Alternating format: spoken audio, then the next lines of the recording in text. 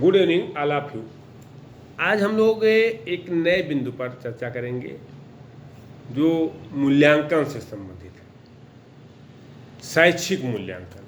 शैक्षिक मूल्यांकन है क्या? आप जानते हैं कि शैक्षिक मूल्यांकन से जो तात्पर्य है या शैक्षिक मूल्यांकन का अर्थ शिक्षा के क्षेत्र की विभिन्न वस्तुओं अथवा प्रक्रियाओं, जैसे कि शिक्षण विधि भी उसमें आता है, या पाठ्यक्रम है, पाठ्यवस्तु है, कक्षा शिक्षण है, या शिक्षा के उद्देश्य हैं, शैक्षिक कार्यक्रम है, कौन कौन सा शैक्षिक कार्यक्रम आप कर रहे हैं, शिक्षण सामग्री है, इन सभी की वांछनीयता, इन सभी की उपयोगिता को ज्ञात करने की प्रक्रिया से होता है। मूल्यांकन का जो मुख्य उद्देश्य है शैक्षिक निर्णय लेने में सहायता करना है, अर्थात आकलन कह सकते हैं या मूल्यांकन कह सकते हैं। इसका अंतिम लक्ष्य शिक्षा में सुधार लाना है। जैसे कहते नहीं, आपका बीएड में पेपर है असेसमेंट फॉर लर्निंग, तो क्या असेसमेंट करना है, इसका उद्देश्य क्या है, क्यों असेसमेंट करना है, क्या असेसमेंट करना है, क्यों असेसमेंट करना है और किसका असेसमेंट करना है, ये चीज़ें आती हैं। तो अब यहाँ देखा जाता है कि कुल मिलाकर के अगर देखें, चाहे मूल्यांकन कहिए या आकलन कहिए, तो इसका अंतिम जो लक्ष्य है शिक्षा में सुधार लाना है। अब इसके दो भाग हैं, अर्थात शैक्षिक मूल्यांकन दो प्रकार की भूमिका अदा करता है। एक है फॉर्मेटिव रोल जो होता है, और दूसरा है समेटिव रोल, यानी संरचनात्मक प्रक्रिया और योगात्मक प्रक्रिया। ये दो मानी गई हैं। जो मूल्यांकन की जो प्रक्रियाएं हैं वो दो रूपों में ली जाती हैं। अब फॉर्मेटिव जो असेसमेंट है, फॉर्मेटिव असेसमेंट को आप ये कह सकते हैं कि असेसमेंट फॉर लर्निंग, अर्थात अधिगम के लिए आकलन। अंतर समझिएगा दोनों में कि फॉर्मेटिव का आशय है असेसमेंट फॉर लर्निंग, अर्थात अधिगम के लिए आकलन, और समेटिव असेसमेंट का आशय है, इसका कॉन्सेप्ट है कि असेसमेंट ऑफ लर्निंग, अधिगम का आकलन। अब यहाँ विद्यार्थियों को थोड़ी डिफिकल्टी हो रही होगी, एक अधिगम का आकलन और एक अधिगम के लिए आकलन। तो अधिगम का आकलन और अधिगम के लिए आकलन में बहुत अंतर है। अंतर ये है, अधिगम का आकलन तो ये हुआ कि जैसे आपको बताया जा रहा है कि मान लीजिए आप कक्षा 1 में, 2 में, 3 में, 4 में किसी भी क्लास में विद्यार्थी ने प्रवेश लिया। प्रवेश लेने के बाद आप साल भर पढ़ाए, छमाही इम्तहान लिए और सालाना इम्तहान लिए, पास हुआ तो पास हुआ, फेल हुआ तो फेल हुआ, आपसे कोई मतलब नहीं। आकलन करके आपने अग्रिम कक्षा में प्रमोट करने के लिए जो आकलन किया जाता है वो समेटिव लर्निंग यानी असेसमेंट ऑफ लर्निंग है, यानी अधिगम का आकलन है कि वो अग्रिम कक्षा के लिए, अगली कक्षा के लिए जाने लायक है या नहीं है, इसका निर्णय लिया जाता है। ठीक। लेकिन जो पहला है फॉर्मेटिव असेसमेंट का कॉन्सेप्ट है असेसमेंट फॉर लर्निंग, यानी अधिगम के लिए आकलन। कैसे सीखना हो, सीखने की प्रक्रिया को कैसे बेहतर बनाया जाए, इसको इस रूप में दे सकते हैं कि जो संरचनात्मक मूल्यांकन है, फॉर्मेटिव असेसमेंट है, इसका अभिप्राय किसी ऐसे शैक्षिक कार्यक्रम से है, ऐसे शैक्षिक योजना, प्रक्रिया अथवा सामग्री आदि के मूल्यांकन से है जिसमें मूल्यांकन के आधार पर सुधार करना संभव हो। यानी आपने मूल्यांकन किया और मूल्यांकन के बाद कोई कमी नजर आती है तो आप उसमें सुधार कर सकते हैं। अर्थात संरचनात्मक मूल्यांकनकर्ता किसी शैक्षिक कार्यक्रम, योजना या प्रक्रिया की सामग्री की प्रभावशीलता का या गुणवत्ता का या वांछनीयता तथा उपयोगिता का आकलन इसलिए करता है कि उस कार्यक्रम या उस योजना या उस प्रक्रिया या उस सामग्री को वो और अधिक प्रभावपूर्ण बना सके, और अधिक गुणवत्तापूर्ण बना सके, और अधिक वांछनीय बना सके, या और अधिक उपयोगी बना सके, जिसमें कुछ सुधार कर सके, वो इसलिए किया जाता है। इसलिए नहीं किया जाता है कि आपने निर्णय ले लिया और वह उसके बाद में काम खत्म हुआ।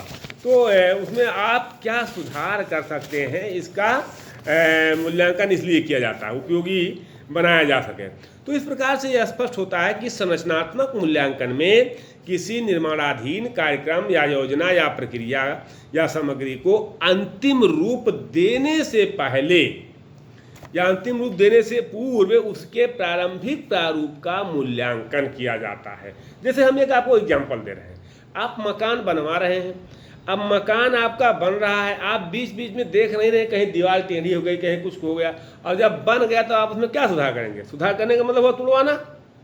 तो समय समाप्त, समय नष्ट होगा, श्रम नष्ट होगा, पैसा नष्ट होगा। अगर बीच बीच में आप मूल्यांकन करते रहेंगे तो उस कमी को आप तुरंत वहीं दूर कर ले जाएंगे। इसका आशय यही है कि अंतिम रूप किसी भी कार्यक्रम की, किसी भी प्रक्रिया को, किसी भी योजना को अंतिम रूप देने से पूर्व उसके प्रारंभिक प्रारूप का आकलन किया जाता है, प्रारंभिक प्रारूप का मूल्यांकन किया जाता है, जिससे उसकी संरचना की जो कमियां होती हैं, संरचनागत कमियों को दूर किया जा सके। जैसे आप शिक्षा क्षेत्र से हैं तो आप पाठ्यपुस्तक ले लीजिए। किसी पाठ्यपुस्तक के प्रारंभिक प्रारूप का मूल्यांकन इस दृष्टि से किया जाता है कि पाठ्यपुस्तक बाजार में आने से पूर्व, जब तक बाजार में नहीं आई है बिकने के लिए, उससे पहले उसमें क्या सुधार किया जा सकता है, या इसके आने से जो है क्या समाज में संदेश जाएगा, इसमें अधिक से अधिक कैसे इसको प्रभावशाली बनाया जा सके। तो इस प्रकार के मूल्यांकन को संरचनात्मक मूल्यांकन कहते हैं। अर्थात नई शिक्षण विधि, पाठ्यक्रम, सहायक सामग्री आदि में संशोधन व सुधार करने की दृष्टि से इसका मूल्यांकन किया जाता है। तो इसे संरचनात्मक मूल्यांकन कहते हैं। इसका उद्देश्य शैक्षिक कार्यक्रम या शैक्षिक सामग्री को तैयार करने वाले व्यक्ति, उसके द्वारा तैयार किए जा रहे कार्यक्रम या सामग्री की कमियों को इंगित करना तथा उससे उन्हें दूर करना है। कुल मिलाकर के प्रारंभ में ही उनकी कमियों को अगर दूर कर लिया जाए तो निश्चित तौर पर उसमें सुधार किया जा सकता है। अब जो दूसरा बिंदु है योगात्मक मूल्यांकन। ये योगात्मक मूल्यांकन क्या होता है? पहला संरचनात्मक है, दूसरा योगात्मक। तो योगात्मक मूल्यांकन से तात्पर्य यहाँ इससे है कि किसी पूर्व निर्मित कार्यक्रम का, किसी पूर्व निर्मित योजना का या किसी पूर्व निर्मित सामग्री का समग्र वांछनीयता को ज्ञात करने से या समग्र संपूर्ण वांछनीयता की प्रक्रिया से इसको ज्ञात कर लीजिए आप। अर्थात योगात्मक मूल्यांकनकर्ता की शैक्षिक कार्यक्रम, योजना या सामग्री के गुण दोषों की जानकारी इसलिए एकत्रित करता है कि जिससे उसे स्वीकार करने या जारी रखने के बारे में निर्णय लिया जा सके। जैसे कोई प्रोग्राम चल रहा है तो उस प्रोग्राम को केवल यहाँ जो अनुसंधान करता है वो इसलिए करता उसका जानकारी रखता है कि इसको जारी रखा जाए या बंद कर दिया जाए, इसका निर्णय लिया जाता है। यानी कोई विद्यार्थी है, अब कोई विद्यार्थी है तो वो पास हो रहा है, पास होने लायक, अगली कक्षा में जाने लायक है कि नहीं है, प्रमोट है कि नहीं, किया जा सकता है कि नहीं किया जा सकता है, ये महत्वपूर्ण है। अभी हमने जो संरचनात्मक में बताया कि आप विद्यार्थियों का जो सतत मूल्यांकन होता है अगर आप करते रहते हैं तो वीकली टेस्ट ले लिए या जो है हाफ मंथली टेस्ट ले लिए, मंथली टेस्ट ले लिए, वो टेस्ट आपका मौखिक भी हो सकता है, वो टेस्ट आपका लिखित भी हो सकता है, वो टेस्ट आपका प्रयोगात्मक भी हो सकता है, किसी भी तरह का टेस्ट हो सकता है। और न केवल शैक्षिक टेस्ट बल्कि अन्य गतिविधियां भी उसमें शामिल हैं जो उसके सर्वांगीण विकास में, बालक के सर्वांगीण विकास में सहायता देते हो। किसी भी तरह का आप अगर सतत मूल्यांकन करते रहते हैं तो निश्चित तौर पर इससे बालक को अगली कक्षा में जाने में जो कठिनाई होती है उन कठिनाइयों को आप समय रहते दूर कर सकते हैं। अब आप वार्षिक परीक्षा केवल ले रहे हैं, अब वार्षिक परीक्षा में लड़का पास हुआ कि फेल हुआ, पास होगा तो अगली कक्षा में प्रमोट कर दिया, फेल होगा तो वहीं पढ़ेगा। आपका योगदान क्या है उसके अधिगम में? तो अधिगम के लिए आकलन, अधिगम का आकलन नहीं, अधिगम के लिए आकलन कि कैसे सीखे। अगर आपने वीकली टेस्ट ले लिया, सप्ताह में 1 दिन टेस्ट ले लिए, तो आपको पता चलता है कि ये कितना कमज़ोर है विद्यार्थी, तो उसमें आप कुछ व्यवस्था करते हैं, कुछ कोशिश करता है, गार्जियन कोशिश करते हैं, उसका सुधार हो जाता है। आप हाफ मंथली टेस्ट ले लिए, मंथली टेस्ट ले लिए, त्रैमासिक टेस्ट ले लिए, या जो है अर्धवार्षिक टेस्ट, तो ऐसे ऐसे जब आप उसका आकलन करते रहते हैं तो निश्चित तौर पर उसमें आप उसके सीखने में सुधार कर सकते हैं। तो यहाँ योगात्मक मूल्यांकन पहले से स्वीकृत कार्यक्रम, स्वीकृत योजनाओं व सामग्री को भविष्य में यथावत जारी रखने अथवा उपलब्ध अनेक क्रिया विकल्पात्मक कार्यक्रमों या सामग्री में किसी एक या सर्वाधिक उपयोगी का चयन करने की दृष्टि से किया जाता है। जैसे आप मान लीजिए किताब का चयन कर रहे हैं, हमने भी किताब की चर्चा की कि किताब अगर छपने से पहले आपने देख लिया कि इसमें क्या सुधार करना है तो आप सुधार कर सकते हैं। लेकिन जब किताब छप करके बाजार में आ गई, तो मान लीजिए आपको बीएड की किताब चलानी है, या आप हाई स्कूल में टीचर हैं, हाई स्कूल में आप यूपी बोर्ड या बिहार बोर्ड में पढ़ा रहे हैं, तो आपको 4-5 किताबें राइटर की आ गई, दे दिया गया कि आप आकलन कीजिए कौन किताब अच्छी है। तो जो किताबें उपलब्ध हैं उन्हीं में से आपको चूज कर लेना कि ये अच्छी है, ये खराब है, वही चलवा देना है। तो आप अपना उसमें कुछ नहीं कर सकते हैं। लेकिन जब किताब छप रही है तो एज ए मैथमेटिक्स के टीचर, एज ए साइंस के टीचर, एज ए फिजिक्स के टीचर, केमिस्ट्री के टीचर, आप अपना भी सुझाव दे सकते हैं कि इसमें ये चीज़ इंगित कर दिया जाए, ये चीज़ जोड़ दिया जाए तो ज़्यादा लाभ होगा। तो कहने का आशय कि एक का आशय है जो संरचनात्मक शिक्षण है वो अधिगम के लिए आकलन, और दूसरे का आकलन है अधिगम का आकलन। अब दोनों में तुलनात्मक बात अगर आप करें तो कक्षा अध्यापक जो होता है वो छात्रों की शैक्षिक उपलब्धि का मूल्यांकन करने में ही अधिक रुचि रखता है। सपोज कीजिए आप एक टीचर हैं, तो टीचर क्या करेगा, शैक्षिक उपलब्धि का ही मूल्यांकन करेगा बच्चे का ना।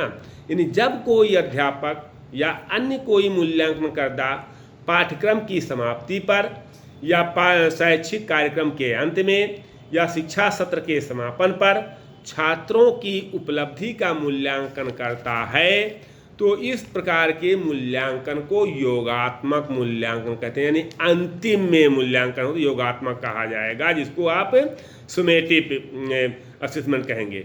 क्योंकि इस मूल्यांकन का उद्देश्य क्या है, इस मूल्यांकन का उद्देश्य छात्र की संप्राप्ति का या उपलब्धि का आकलन करके उसे आगामी कक्षा में प्रोन्नत करने या ना करने का निर्णय लेना है, और कुछ नहीं। उसमें केवल ये निर्णय लिया जाएगा कि इसको प्रोन्नत किया जाए ना किया जाए। इसके विपरीत यदि शैक्षिक कार्यक्रम के दौरान शिक्षा सत्र के बीच में समय समय पर छात्रों की उपलब्धि का मूल्यांकन किया जाता है, तो इस प्रकार के मूल्यांकन को संरचनात्मक मूल्यांकन कहा जाएगा, जिसको एक प्रकार से सतत मूल्यांकन के रूप में आप देख सकते हैं। तो क्योंकि इस मूल्यांकन को संरचनात्मक मूल्यांकन इसलिए कहा जाता है क्योंकि इसका उद्देश्य छात्र द्वारा अर्जित संप्राप्ति का आकलन करके उसमें आवश्यक सुधार करना है। संरचनात्मक मूल्यांकन का उद्देश्य छात्रों तथा अध्यापकों को पृष्ठपोषण यानी फीडबैक प्रदान करना है। ये मूल्यांकन इसलिए होता है कि छात्र इससे फीडबैक मिलता है छात्रों को कि उनकी स्थिति क्या है, और अध्यापकों को भी फीडबैक मिलता है कि उनकी स्थिति क्या है। तो उनको फीडबैक प्रदान करना है। इससे अध्यापक तथा छात्र अपने शैक्षिक प्रयासों को और अधिक व्यवस्थित करने के लिए प्रेरित हो सकेंगे। छात्र जहां और अधिक परिश्रम करके या अधिक अध्ययन करने का प्रयास कर सकेंगे, और अध्यापक अपनी शिक्षण विधियों में सुधार करके अपनी शिक्षण विधियों को और बेहतर बनाने की संभावनाओं को खोजेंगे। कैसे हम लर्नर को, जो विद्यार्थी बैठा हुआ है, हम उसको कैसे बेहतर से बेहतर शिक्षा दें, बेहतर से बेहतर विधि प्रयोग करें और वो सीख सके। तो अंत में हम ये कह सकते हैं कि संरचनात्मक मूल्यांकन अल्पकालीन निर्णय लेने में अधिक सहायक होता है, जबकि योगात्मक मूल्यांकन दीर्घकालीन निर्णय लेने में महत्वपूर्ण होता है। तो संरचनात्मक मूल्यांकनकर्ता शिक्षा जगत की वास्तविकताओं के अधिक निकट रहता है। वास्तविकता क्या है, उसके निकट रहता है संरचनात्मक मूल्यांकन का। और जो अधिक निकट रहता है शैक्षिक कार्यक्रमों, योजनाओं या सामग्री के निर्माण में सक्रिय भूमिका अदा करता है। संरचनात्मक मूल्यांकनकर्ता ये शैक्षिक कार्यक्रम को अधिक से अधिक प्रभावशाली बनाने का भरसक प्रयास करता है। ये केवल निष्क्रिय निर्णायक मंडल का सदस्य मात्र नहीं होता है, वरन अगर आप देखें तो ये जो है कार्यक्रम बनाने वाली समिति का एक सक्रिय सदस्य होता है और बालक के अधिगम में अपनी महत्वपूर्ण भूमिका अदा करने का प्रयास करता है। जबकि योगात्मक मूल्यांकनकर्ता शैक्षिक कार्यक्रम में सक्रिय भूमिका अदा नहीं करता है। वह कार्यक्रम निर्माण में सहयोग प्रदान नहीं करता, वह निर्णायक का कार्य करता है। इसमें आंतरिक एवं बाह्य दोनों मूल्यांकनकर्ता हो सकते हैं। तो हम मूल्यांकन पर फिर चर्चा करेंगे। हम अंत में इतना ही कहेंगे कि अधिगम के लिए आकलन या अधिगम का आकलन, इसमें अधिगम के लिए आकलन जो संरचनात्मक मूल्यांकनकर्ता, संरचनात्मक असेसमेंट है, फॉर्मेटिव असेसमेंट है, उस पर ज़्यादा बल कक्षा अध्यापक को देना चाहिए।